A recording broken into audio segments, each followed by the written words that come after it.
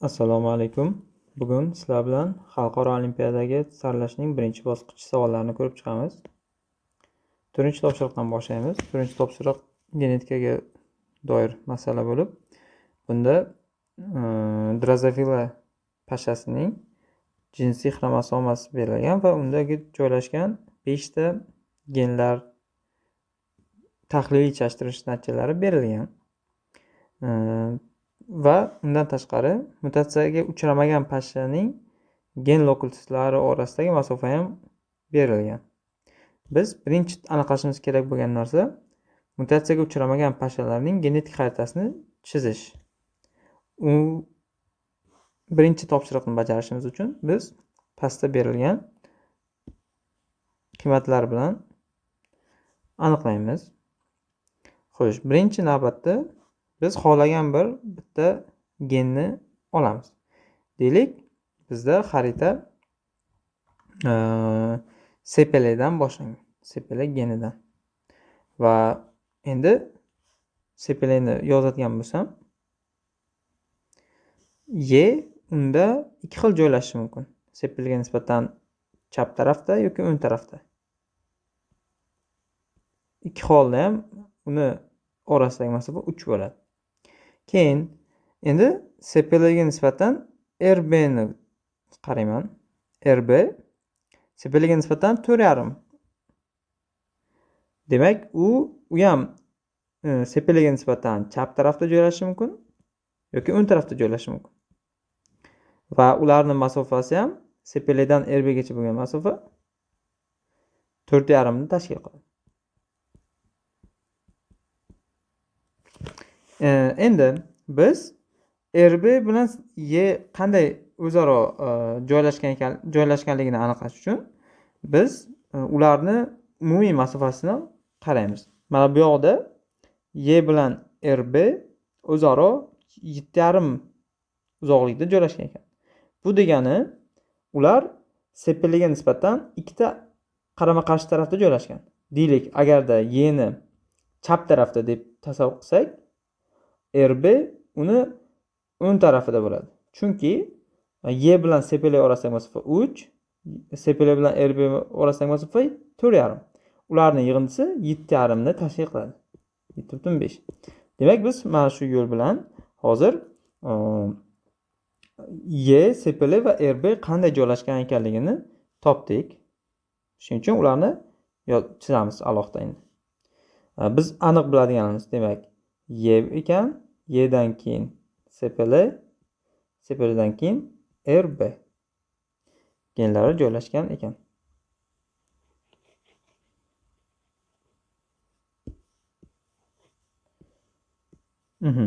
Keyingisi endi yana sepele bilan SN orasidagi masofani qaraymiz. SN sepelega 18 marginida uzoqlikda joylashgan ekan. 18 deydigan bo'lsak, u ham endi sepeleni o'ng tarafida bo'lishi mumkin yoki chap tarafida bo'lishi mumkin. SN. Va ikkita holda ham ular orasidagi masofa 18 ni tashkil qiladi. Endi biz uni o'ng tarafdanmi, chap tarafdanmi, qaysi birida ekanligini aniqlash uchun SN ni boshqa bir bizga ma'lum bo'lgan o'sha gen bilan solishtiramiz. Deylik, mana Y va SN orasidagi masofani. Y bilan SN orasidagi masofa 21 ekan. Demak, SN sepelega Y'ga nisbatan yaqinroq. Chunki SN sepele bilan masofasi 18, Y bilan masofasi esa 21 ni tashkil qilyapti. Demak, SN sepelega o'ng tarafda joylashgan bo'lar ekan. Shuning uchun bizda ikkinchi holatni o'chiramiz mana. Ikkinchi holat bo'lmaydi. Shunda bizda faqatgina CV qolyapti. Endi CV ni joylashtirishimiz kerak. Xo'p, CV'miz CV bilan SN ni agar solishtiradigan bo'lsak, CV bilan SN orasidagi masofa 7,3 ekan. Demak, u SN ni o'ng tarafda yoki chap tarafda joylashi mumkin. CV. Xo'p, CV o'ng tarafda yoki chap tarafda. Mana chap tarafda joylashishi mumkin. Ikkita holda ham ularning masofalari 7,3 ni tashkil qilishi kerak. Endi CV CNga nisbatan qaysi tarafda joylashganligini aniqlash uchun biz endi CV ni boshqa bizga ma'lum bo'lgan genlar bilan solishtirib ko'rishimiz kerak. Agarda CV ni biz Y bilan solishtiradigan bo'lsak, ular orasidagi masofa 13,7 ni tashkil qiladi. Lekin CN bilan Y orasidagi masofa esa 21 ni tashkil qiladi. Demak, bundan shunaqa xulosaga keladiki, CV Y ga CN ga nisbatan yaqinroq. Shuning uchun bizda ikkita variantdan chap tarafdagi variantimiz qoladi. O'ng tarafdagisini o'chiramiz. Shunda bizda endi quyidagicha holat bo'ladi.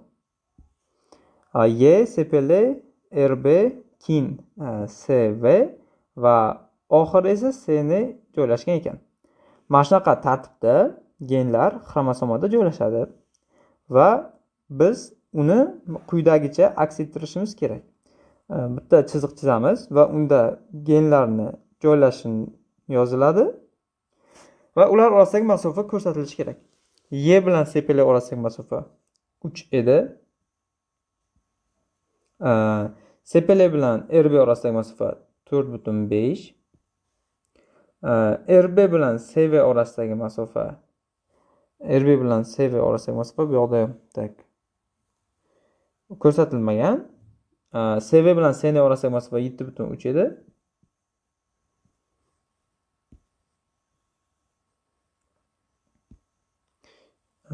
CV bilan CN orasidagi masofa bunaqa, CV bilan RB bilan Y bu yozilgan.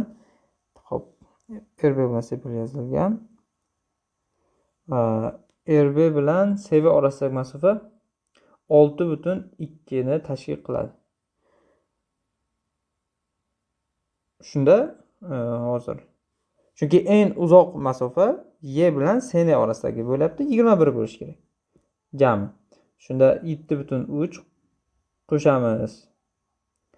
3 bu 10,3, 10,3 ga 4,5 qo'shadigan bo'lsak, bu 14,5. Demak, 15,5. Biz 21 ni olishimiz uchun necha bo'ldi? 3 qo'shamiz 4,5 qo'shamiz 7,3 bu 14,8 chiqadi. 21 dan ayiradigan bo'lsak, shunda 6,2 mana. RB bilan CV orasidagi masofa 6,2. Shunaqa agar genlar orasidagi masofalar ko'rsatilishi kerak va genlarni joylash tartibi ko'rsatilishi kerak birinchi topshiriqda. Birinchi topshiriqning javobi quyidagicha bo'ladi. Mana shu. Endi ikkinchi topshiriq. Ikkinchi qismida, birinchi topshiriq, to'rtinchi topshiriq ikkinchi qismi deylik. Tak, birinchi topshiriq mana Q2. Yuqoridagi jadvalda xo'p, genomda o'zgarish sodir bo'lgan drozofila pashasi uchun rekomendatsiya ma'lumotlari berilgan deyapti. Ushbu jadval asosida mutagen drozofila uchun genetik xaritani chizishimiz kerak ekan. Demak, mana bu jadvalga asosan endi biz mutatsiyadan keyingi holatdagi o'sha genlar tartibini qanday joylashgan ekanligini yozishimiz kerak ekan. Endi buning uchun biz nima qilamiz?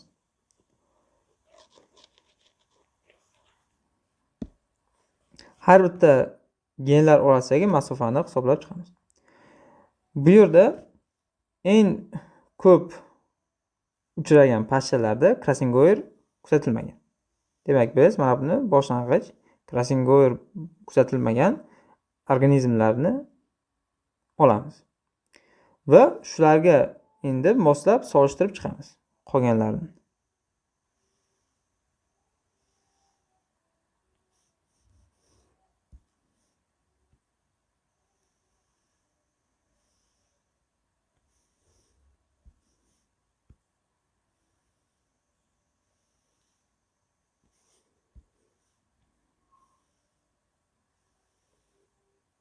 Mana juftlab chiqdim qulay bo'lishligi uchun. Endi birinchi yozaman. Y bilan sepeli orasidagi masofani aniqlamoqchiman. Uning uchun men Krasingoyer kuzatilgan organizmlarni umumiy pashshalar soniga bo'lishim kerak. va shunda uni 100%ni chiqaradigan bo'lsam, menda masofa kelib chiqadi. Xo'p. Y bilan sepili orasidagi o'zgarishlar qaranglar.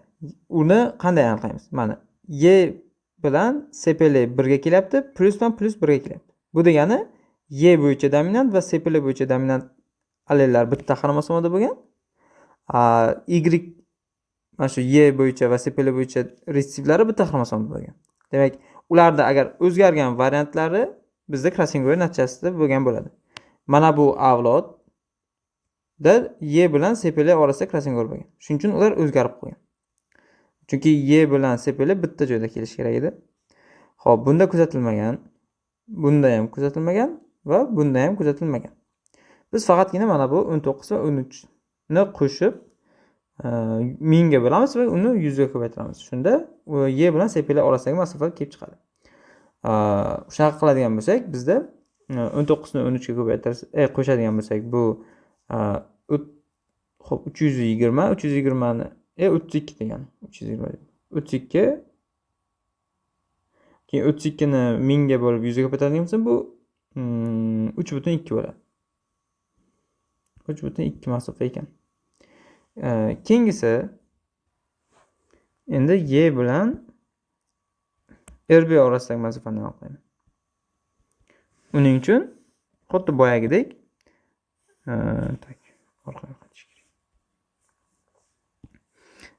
boyagidek y va rb retsessivlari bittada, dominantlari bittada bo'lsa, ular orasida Krassengoer bo'lmagan bo'ladi. Agar ular har xil bo'lsa, joylashgan bo'lsa, demak ularda Krassengoer bo'lgan bo'ladi. Mana birinchi mana bu holatimizda Krassengoer bo'lgan deymiz. Chunki y bilan rb bittada kelish kerak edi, lekin ular alohida xromosomada kelyapti. Demak, bu ikkovini olamiz. Keyin bu yoqda ham y bilan rb alohida kelyapti. Shuning uchun bularni ham olamiz. Keyingisi y bilan rb yana alohida kelyapti. Demak, bularni ham olamiz. Oxirgi variantda esa y bilan rb birga kelyapti. Demak, ularda Krassengoer bo'lmagan deymiz. Shunda biz mana bu sonlarni yozib qo'yay. 32, bu 18, bu 73. Demak, bularni qo'shib 1000 ga bo'laman va 100 ga ko'paytirsam, y bilan rb orasidagi masofa kelib chiqadi. Y bilan rb orasidagi masofa shunda 12.3 chiqadi. Keyingi topishim kerak bo'lgan masofa bu y va cv orasidagi masofa. Bunda ham xuddi shunaqa qaraymiz, retsessivlarda qaysi biri Krassengoer bo'lgan, qaysi birida bo'lmagan. O'zgarganlarini Krassengoer bo'lgan deb olamiz, o'zgarmaganlarini Krassengoer bo'lmagan deb qoldiramiz. Xo'p, mana bu yerda Krassengoer bo'lgan deymiz. Chunki ular alohida kelyapti. Bunisida ham bo'lgan. Bu unda bo'lmagan. Va bunda ham bo'lmagan. Y va CV orasidagi masofa. Demak, biz faqatgina 32 va 18 ni olamiz. 32 va 18 ni oladigan bo'lsak, bizda masofa 5 chiqadi. 5. Keyingi masofamiz y bilan cn orasidagi masofa. Y bilan cn orasidagi masofani yozadigan bo'lsak, endi qaraymiz, qaysi birida y bilan cn alohida kelyapti. Mana bunda alohida kelyapti, bunisida ham alohida kelyapti, bunisida ham alohida. Xo'las, hammasida alohida kelyapti. Demak, biz mana shu yerdagi barcha sonlarni qo'shamizda, hop, bu 96 chiqadi. Demak, umumiy masofa 21.9 chiqar ekan. Mana shu topgan qiymatlarimizdan foydalanib, endi biz xaritani chizishimiz mumkin. Biz bilardik, что y bu birinchi joylashganda va y ga nisbatan endi sepelini masofasi 3.2 ni tashkil qilyapti. Y bilan CV orasidagi masofa 5 ni tashkil qilyapti. Xo'p, endi Y bilan RB'ni orasidagi masofa. Xo'p, RB'ni orasidagi masofa 12,3 tashkil qilyapti. Va oxirisi esa Y bilan S'ni orasidagi masofa 21,9 ni tashkil qilyapti. Endi bunda bu holatda hozir bizni boshlang'ich xaritamiz bilan qanday farq borligini endi solishtamiz. Boshlang'ich xaritamiz quyidagicha edi. Y, keyin sepildi mana, keyin RB, keyin SV, oxiri SN edi.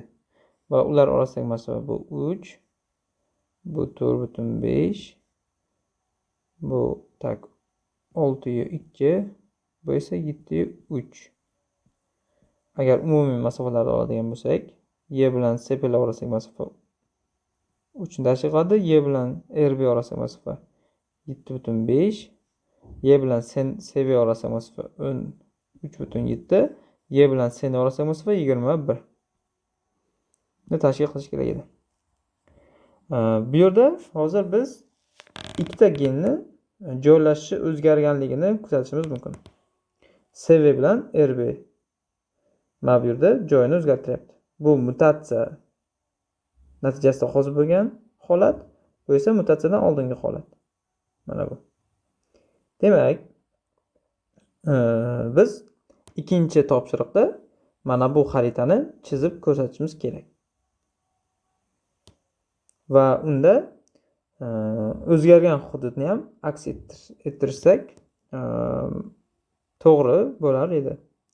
Lekin bu yerda asosiy qilish kerak bo'lgan narsa genlarni joylash tartibi va ular orasidagi masofalarni to'g'ri ko'rsatish kerak. Endi uchinchisida nima so'ralyapti? Ikkala genetik xarita orasidagi farqlarga izoh bering. O'zgaruvchanlikning qanday turi sodir bo'lganligini aniqlang. Xo'p, bu yerda xromosoma mutatsiyasi kuzatilyapti.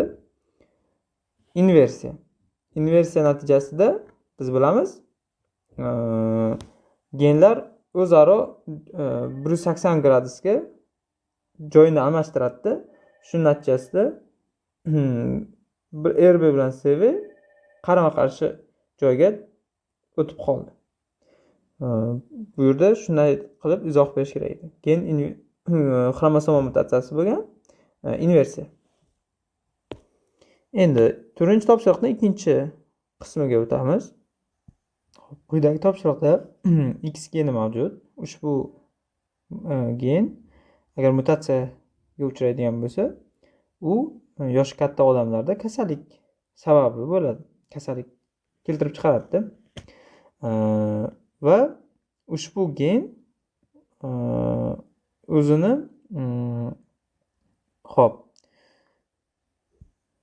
irsiylanishi genomic imprinting jarayoni kuzatiladi. Genomic imprinting erkaklarda yoki ayollarda kuzatilishi mumkin. Genomic imprinting nima degani? Bu o'sha genni o'sha faolligi otadan yoki onadan o'tganligiga bog'liq. Agarda X gen alleli mutatsiya uchraydigan bo'lsa, funksiyasini yo'qotgan oqsil sintezlanadi. Agarda hozir bu yoqda aytyapti, bundan tashqari X gen genomik imprintingga uchraydi. Bunday holda imprinting allelining oqsil ekspressiyasi to'sqinlik qiladi. Demak, bu yerda nimani tushunish kerak? Misol uchun deylik, otada ikkita allel bor va ushbu ota organizmida, o'sha spermatogenez jarayonida gen imprintingi kuzatiladigan bo'lsa va ikkita alleldan bittasi farzandga o'tadigan bo'lsa, A kattasi. Ona tarafdan esa faqat resessivlar. Onada gen imprintingi kuzatilmasa. Va ushbu endi organizmdan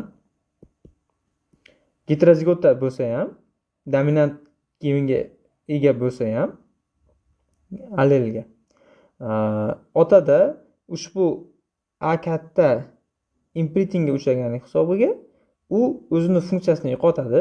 Shuning uchun u nofaol bo'ladi va bizda faqat retsessiv ishlaydi. Retsessiv o'zi ham nofaol bo'lgani uchun bu odam kasal bo'ladi. Genetik jihatdan sog'lom bo'lsa ham, lekin fenotipi ham bu kasal organizm rivojlanadi.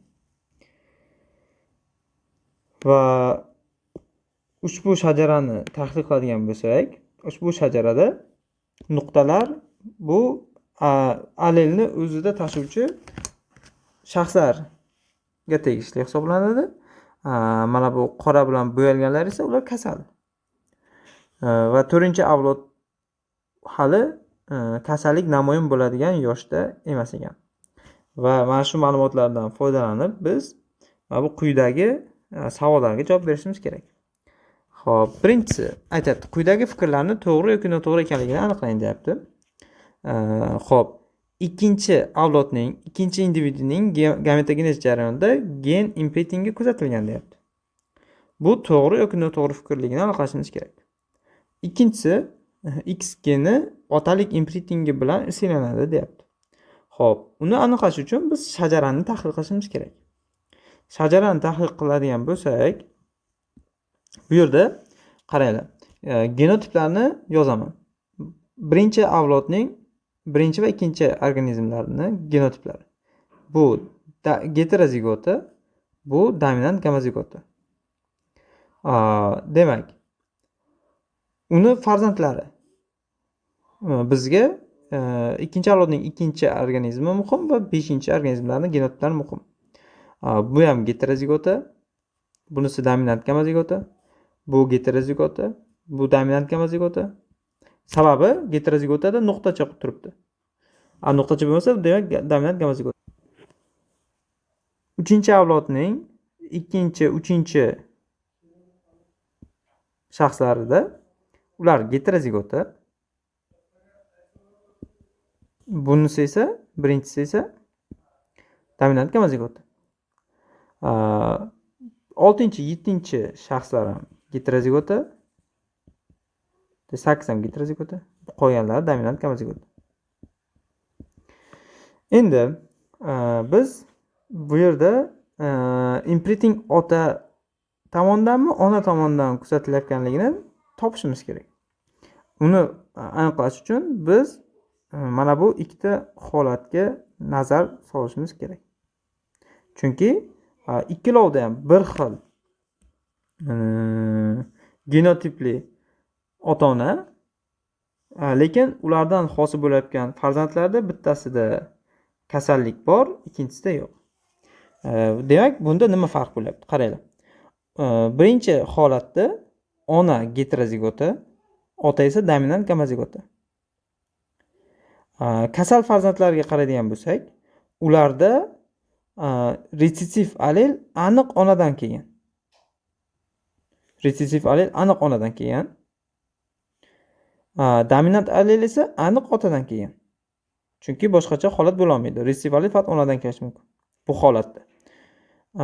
Lekin farzandning o'zi kasal.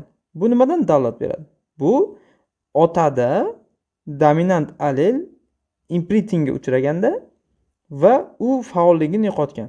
Shuning uchun qiz bolada dominant allel bo'lsa ham u nofaol bo'ladi-da. Unda faqat retsessiv allel ishlaydi. Retsessiv allel biz bilamiz, funksiyasini yo'qotgan. Shuning uchun bunda kasallik rivojlanadi. Bu holatda hozir imprinting erkakda bo'lyapti. Erkakda imprinting kuzatilyapti. Ayolda imprinting yo'q. Ikkinchi holatga nazar solamiz. Ikkinchi holatda endi ayol dominant gamazigota, ota esa heterozigota. Ularning farzandlariga e'tibor beradigan bo'lsak, retsessiv allel aniq otadan kelgan. Dominant allel aniq onadan kelgan. Demak, bu holatda dominant allel o'zini funksiyasini yo'qotmayaptimi? Demak, ona organizmda imprinting bo'lmagan. Imprinting faqat erkaklarda bo'lyapti. Bundan xulosa qilamizki, bu shajarada X geni otalik imprintingi bilan ishlanyapti.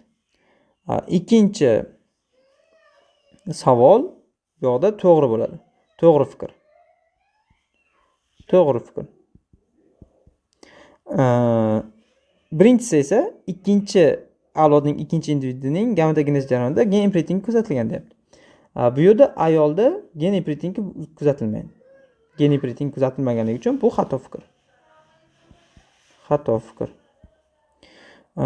Quyidagi savollarga javob beramiz. Endi 3-savolda aytyapti. 4-avlodning birinchi individining mutant allel bo'yicha gamozigota bo'lish ehtimolini aniqlang deyapti. Mutant allelimiz bu resessiv gamozigota bo'lish kerak. Mutant allel bo'yicha gamozigota. Demak, ularni ota-onasi heterozigota. Heterozigotalardan resessiv gamozigota tug'ilish ehtimolligi 1/4. Demak, buni javobi 25%. Xo'p, 4-sida 4-avlodning ikkinchi individining kasal bo'lish ehtimolini aniqlang deyapti. Kasal bo'lish ehtimolligini endi aniqlaymiz. Bu holatda bola otadan imprintinglangan genni oladi. Shuning uchun otadan u polvomi o'sha nofaol allel oladi. Dominant allel olsa ham, resessiv allel olsa ham. Onadan esa u dominant allel olishi mumkin yoki resessiv allel olishi mumkin. Ehtimolligi 1/2dan. Chunki 1/2 bu dominant allel bo'lishi mumkin, 1/2 holatda resessiv allel bo'lishi mumkin. Agar dominant allel keladigan bo'lsa, sog'lom bo'ladi. Agar resessiv allel bilan keladigan bo'lsa, kasal. Shuning uchun bu holatda bolani kasal bo'lish ehtimolligi 50% bo'ladi. 5-savol. 3-avlodning 7 va 8-shaxslarning 3-farzandi kasal o'g'il bola bo'lib tug'ilish ehtimolini aniqlang deyapti. Xo'p, 7 va 8ning yana bitta farzandi tug'ilsa va u kasal bola, o'g'il bola bo'lib tug'ilishi kerak.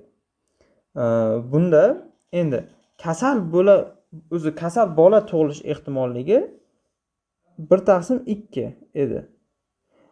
Endi o'g'il bola bo'lib tug'ilish ehtimolligi u ham 1/2 bo'ladi, chunki o'g'il bola bilan qiz bola 1/1 nisbat-ku. Shunda ularning umumiy ehtimolligi o'sha kasal o'g'il bola tug'ilish ehtimolligi 1/4 yoki 25%. 25% ni tashkil qiladi. Xo'p, quyidagi topshiriqni yakunladik. Endi keyingi topshiriq 5-topshiriqga ko'rib o'tamiz. 5-topshiriqda bizda dializ jarayoni aks etilgan. Xo'p. Ushbu topshiriqda biz dializ trubkasi yordamida oqsilni ligand bilan bog'lanish jarayonini kuzatamiz va ushbu eksperimentda oqsil bilan ligand orasidagi o'sha reaksiyadagi dissotsiatsiya konstantasini aniqlash formulasi berilgan. Bu yerda qanday eksperiment bo'lyapti? Qanaqa jarayon kuzatilyapti? Xo'p, ligand deb nimaga aytiladi? Ligand bu oqsil bilan bog'lanadigan molekulaga nisbatan aytiladi.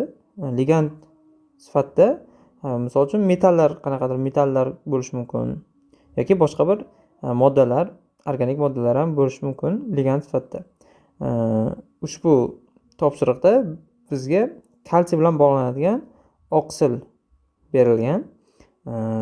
Rasmga e'tibor beradigan bo'lsak, boshida hali dializ trubkasi ichida faqatgina oqsil mavjud bo'ladi.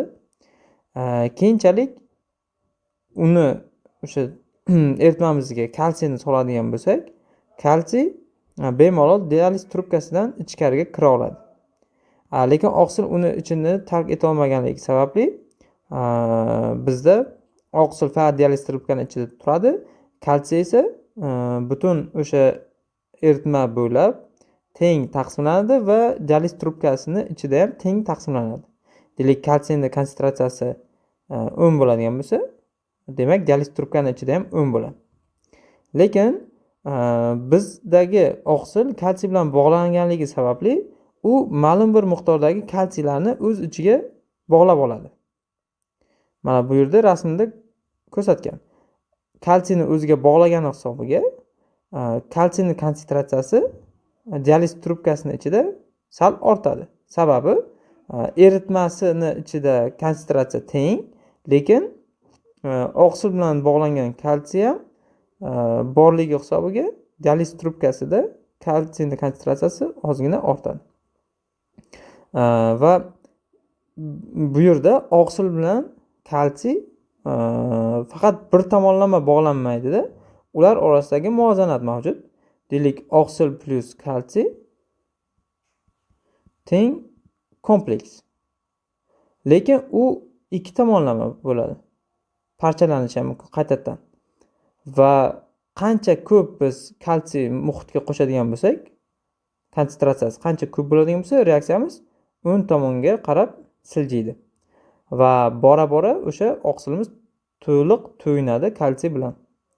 Agar kalsiyning konsentratsiyasi past bo'ladigan bo'lsa, unda reaksiyamiz chap tarafga siljiydi. Va bizda hozir aniqlashimiz kerak bo'lgan narsa konstanta dissotsiatsiyasi. Bu o'sha muvozanat holatidagi o'sha kalsiy bilan liganda kompleks hosil qilishi bilan ligandani parchalanishi, boyagi kompleksning parchalanish nima deydi, tezligi bir xil bo'lgan holat. KD deyiladi. Konstanta dissotsiatsiya konstantasi. Va buni aniqlash uchun bizda formula berilgan. Bu yerda M bu dializ trubkasidagi erkin oqsil konsentratsiyasi, L bu ligand konsentratsiyasi, a Ml esa bu ligand bilan bog'langan oqsilning konsentratsiyasi. Va undan tashqari aytayapti, M qiymati M miqdori ml miqdoriga teng bo'lgandagi ligand konsentratsiyasiga teng deyapti. Va bundan kelib chiqadiki, demak, KD qiymatimiz bu M bilan ml teng bo'lgan paytdagi ligandning konsentratsiyasiga teng ekan. Buni biz hozir jadval chizganimizdan keyin, jadval tuzib grafik chizganimizdan keyin bu narsani qo'llaymiz. Va undan tashqari aytayapti, MT teng M plus ml ga. MT'miz bu umumiy oqsil konsentratsiyasi. Va yana aytayapti, quyidagi mashqda, topshiriqda oqsilning molekulyar massasi 20 kilodalton ekan. Muvozanatli dializdagi oqsil konsentratsiyasi 1 mg millilitrni tashkil qilar ekan. Demak, biz birinchi qilishimiz kerak bo'lgan narsa dializ trubkasida qancha oqsil borligini aniqlashimiz kerak. Uning uchun biz 1 mg millilitrni 20 mingga bo'lamiz. 20 kilodalton bu 20 ming daltonni tashkil qiladi. 20 ming dalton. Bundan kelib chiqadi, xo'p, 0.0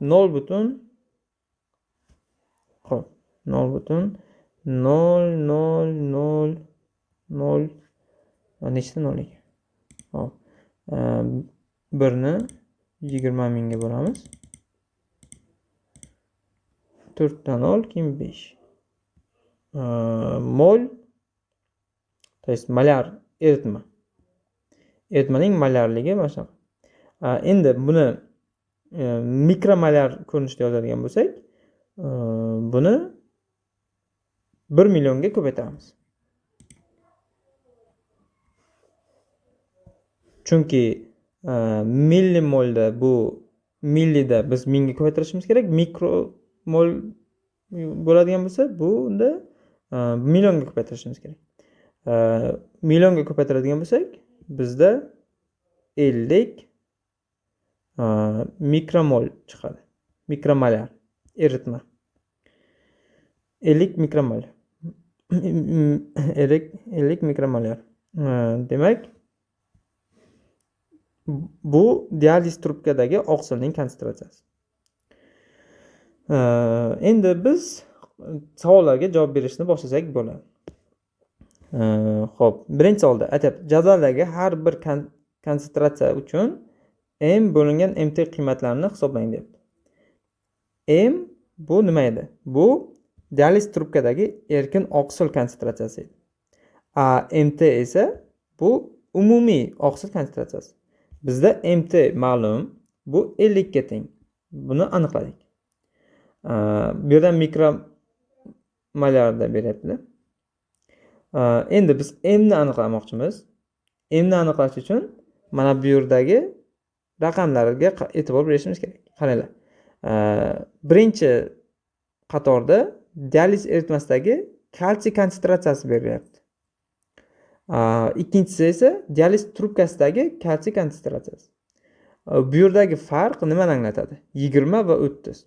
Bu degani, deylik, biz dializ trubkamiz bilan eritmamiz bir xil deb tasavvur qiladigan bo'lsak, konsentratsiyasini, undagi un qayerdan kelib qoldi? Bu un bu oqsil bilan bog'langan kalsiyni miqdori. Demak,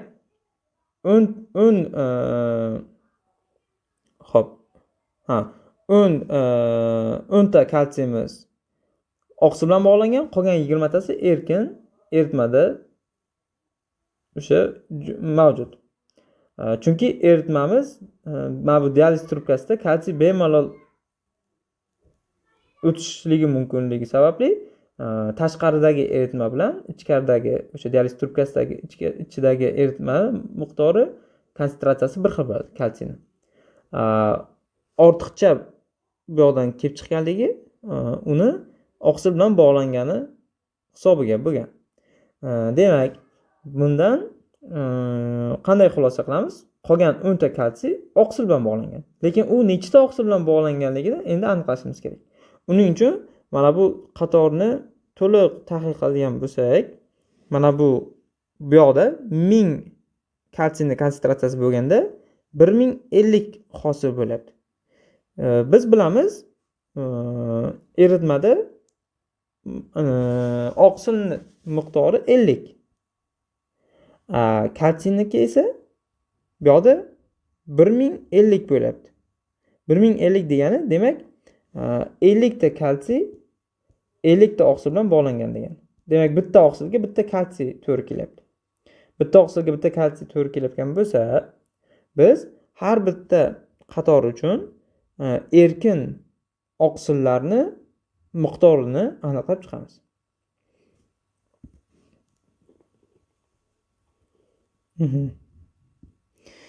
Birinchi topshiriqda, birinchi mana bu jadvalimizni birinchi qatorida 10 ta oqsilimiz kalsiy bilan bog'langan, qolgan 40 tasi esa u erkin joylashgan. Shuning uchun 40 ni bo'lamiz 50 ga, javob 0,8 bo'ladi. Keyingisida 50 ni 68 dan ayiramiz. Bu bizada 18 ta bo'ladi. Demak, 18 ta kalsiy bu oqsil bilan bog'langan, qolgan 32 tasi esa erkin joylashgan. Shunda 32 bo'lingan 50 deymizda bizda 0,64 chiqadi. Keyingisi 29 ta, demak, mana bu yoqda 129 dan 100 dan ayiramiz. Bizda 29 qoladi. 29 degani, demak, 29 ta oqsilimiz kalsiy bilan bog'langan, qolgan 21 tasi erkin. Shunda 21 ni 50 ga bo'ladigan bo'lsak, u 0,42 ni beradi. Keyingisida 32 ta bog'langan ekan kalsiy bilan, qolgan 13 tasi erkin. Demak, 13 ni 50 ga bo'ladigan bo'lsak, 0,26. Keyingisida, xo'p, mana 42 tasi bog'langan, 8 tasi erkin. 8 ni 50 ga bo'ladigan bo'lsak, bu 0,16. Yana keyingisida 42 tasi bog'langan, 3 tasi erkin, 3 ni 50 ga bo'ladigan bo'lsak, 0,06. Xo'p, bu yoqda 50 tani barchasi kalsiy bilan bog'langan, shuning uchun bironta erkini yo'q. Shuning uchun 0 bo'ladi. Yana keyingisida 2 tasi erkin, shuning uchun uni 50 ga bo'ladigan bo'lsak 0,04. Oxirgisida esa bittasi erkin joylashgan, qolgan 44 tasi bog'langan bo'lganligi sababli bittasini 50 ga bo'ladigan bo'lsak 0,02 ni tashkil qiladi. Biz hozir mana bu yerda jadvalni to'ldirdik. Mana shu holat to'g'ri hisoblanadi. Keyingi topshiriqda aytibdi, M va MT qiymatlarining eritmadagi kalsiy konsentratsiyasiga bog'liqlik grafikini chizing deyapti. Xo'p, buni chizamiz. Keyingisida bitta oqsil molekulasi qancha kalsiy ionlarini bog'laydi deyapti. Buni biz aniqlab bo'ldik. Bitta kalsiyni bog'lar ekan. Bitta oqsil, bitta kalsiy. Bitta oqsilga bitta kalsiy to'rkiladi. To'rtinchisida oqsilning KD qiymati nechaga teng? Buni biz hozir grafik chizib topamiz. Hop, grafik chizishimiz uchun biz birinchi navbatda masshtablarga e'tibor berishimiz kerak.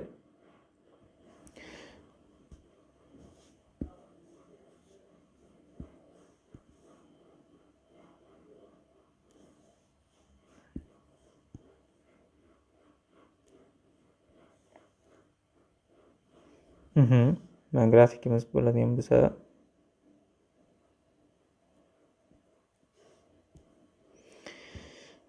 biz hozir M bilan MT nisbatini kalsiy konsentratsiyasiga bog'liqligini aks ettirishimiz kerak. Shuning uchun kalsiy konsentratsiyasi pastda ifodalanishi kerak. Chunki kalsiyning konsentratsiyasi o'zgarsa, M bilan MT qiymati shunga nisbatan o'zgaradi. Shuning uchun kalsiyning konsentratsiyasi pastda ko'rsatilishi kerak. M bilan MT qiymati esa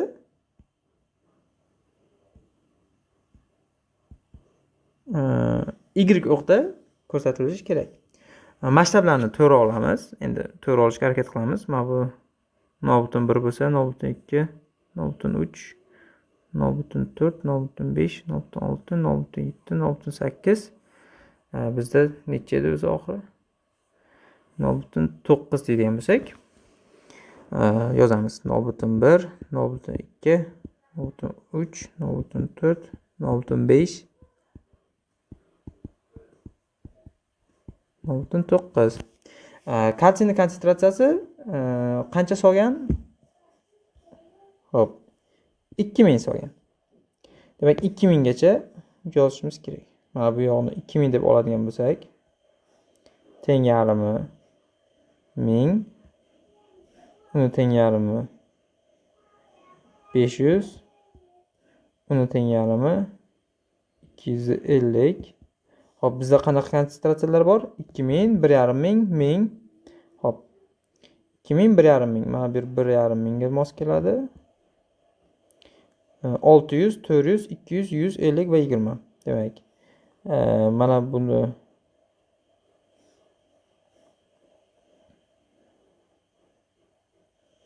mana bu yerlar 600 ga to'g'ri kelyapti.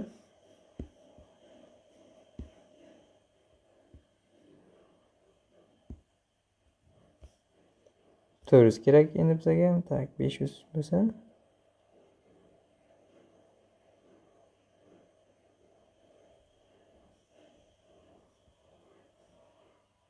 Biz mana shu qat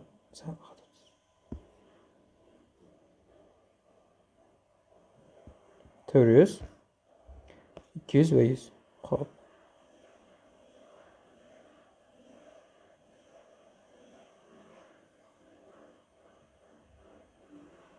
Mana bu yer 200 bo'lsa, mana bu yer 100 va endi necha qoldi? 20 bilan 50. 20 mana bu yerda, 50 mana bu yerda bo'ladi. Endi biz qiymatlarni tutashtirishimiz kerak. 20 konsentratsiyada 0.8. Nuqta qo'yaman. 50 konsentratsiyada 0.64.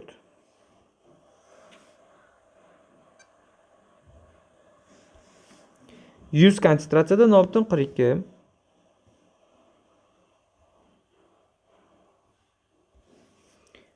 200 konsentratsiyada 0.26.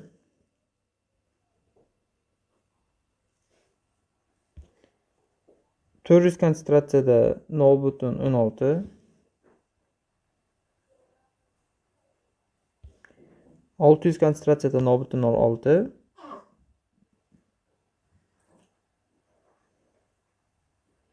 1000 konsentratsiyada 0. 1,5da 0,04, 2000da 0,02.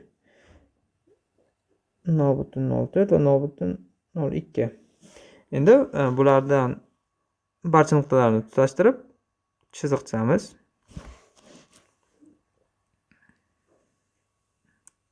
Sal qiyshiq chiqishi mumkin menda. Mana bu grafikimiz bizda m bilan mt nisbatini kalsiy konsentratsiyasiga bog'liqligini ifodalaydi. Mana shunaqa chizish kerak edi. Tak.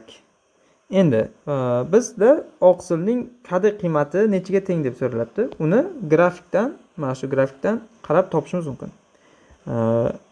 Agar eslaringda bo'lsa, mana bu yoqda aytilganda qadr qiymati m miqdori ml miqdoriga teng bo'lgandagi ligand konsentratsiyasiga teng. Demak, m miqdori ml miqdoriga teng bo'lsa, bu degani dializ trubkadagi erkin oqsil bilan ligand bilan bog'langan oqsil konsentratsiyasi teng bo'lsa, o'zi jami bizada 50 konsentratsiyasi edi oqsilni.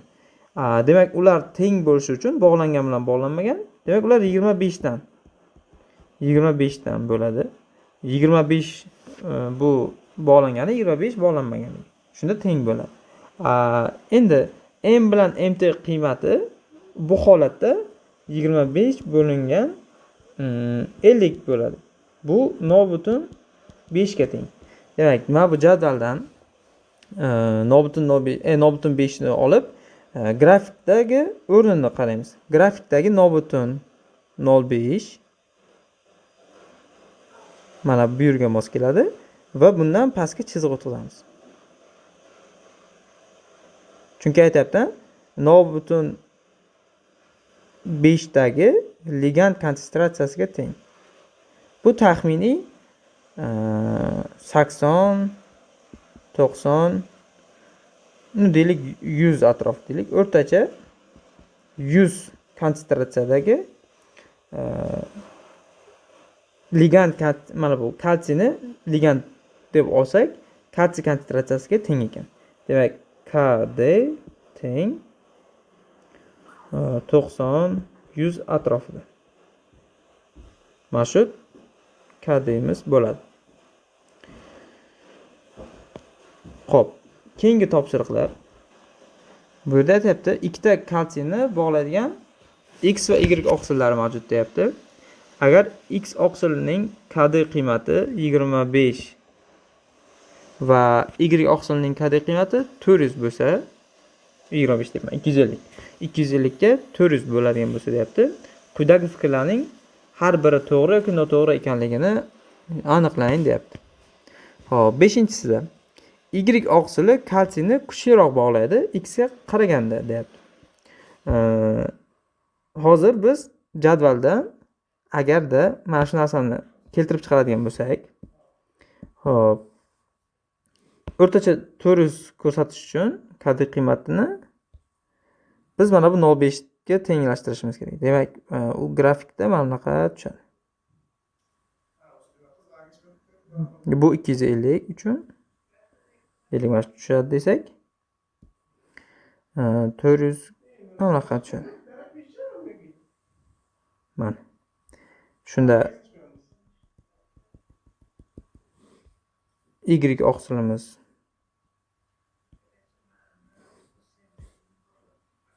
da 400, X oqsilimizda 250 ekan.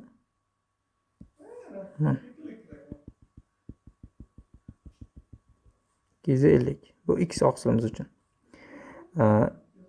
Grafikda agarda oqsil qancha KD qiymati o'ngda joylashgan bo'ladigan bo'lsa, shuncha ligand bilan bog'lanish kuchi past bo'ladi. Buni qanday aniqlaymiz? M bilan MT qiymati nimani ko'rsatadi? M bu erkin oqsilni ko'rsatadi, to'g'rimi? Erkin oqsil. Demak, erkin oqsil soni miqdori qancha yuqori bo'ladigan bo'lsa, shuncha u ligand bilan shuncha past bog'langan degan xulosani keltirib chiqarsak bo'ladi. Bu yerda M bilan MT qiymati qancha kichkina bo'ladigan bo'lsa, M bilan MT qiymat qancha kichkina bo'ladigan bo'lsa, shuncha erkin oqsil qiymati kam degan. Demak, X oqsilida KD qiymati 250 da, Y da esa 400 da joylashgan. Bu degani X oqsilini 50%ni ligand bilan bog'lanishligi uchun ligandni 250 konsentratsiyagacha biz ko'tarishimiz kerak, konsentratsiyasini. Y oqsilini esa 50%ni biz ligand bilan bog'lash uchun, o'sha bu yoqda kalsiy oladigan bo'lsak, kalsiy bilan bog'lash uchun kalsiyning konsentratsiyasini biz 400 gacha ko'tarishimiz kerak. Demak, biz kalsiyning konsentratsiyasini ko'proq ko'tarishimiz kerak. Y ni to'yintirish uchun. Bu holatda X'imiz Y ga nisbatan faolroq bo'ladi. Tezroq kalsiyni o'ziga bog'lab oladi. Chunki unga kamroq kalsiyni o'zi yetarli 50% ni to'yintirish uchun. Deylik, X oqsilga biz 400 kalsiy qo'shadigan bo'lsak, unda 50 emas, balki ko'proq miqdordagi oqsilimiz kalsiy bilan bog'langan bo'ladi. Deylik, 50 emasda 60 yoki 70. Shuning uchun bu fikr xato fikr, false. 6-si, kalsiyning konsentratsiyasi 400 bo'lganda Y oqsilning yarmi kalsiy bilan bog'langan bo'ladi. Bu to'g'ri fikr. Chunki Y oqsilning KD qiymati 400 deyapti. KD esa bu nimani ko'rsatadi? 50% oqsilni bog'langanligi holatdagi qiymat edi. Mana M bo'lingan MT nimani ko'rsatadi? 50 deylik, 50 ta oqsil bo'lsa, demak 250 25 bo'lingan 50 bu 0,5 ni beradi. Bu nimani ko'rsatadi? 25 ta oqsilimiz bog'langan, 25 ta oqsilimiz bog'lanmagan bo'ladi. Demak, teng yarmi. Shundagi KD qiymat, to есть ligandning konsentratsiyasi KD qiymatiga teng edi. Demak, 400 bo'lganda, demak, Y oqsilning haqiqatan ham yarmi kalsiy bilan bog'langan bo'ladi. Bu to'g'ri fikr. 7-chi fikr, bog'langan kalsiyni X oqsilidan ajratib olish Y oqsilga qaraganda qiyinroq deyapti. X oqsili kalsiy bilan kuchliroq bog'langanligi uchun Y ga nisbatan X dan kalsiyni ajratib olish qiyinroq bo'ladi. Bu to'g'ri fikr.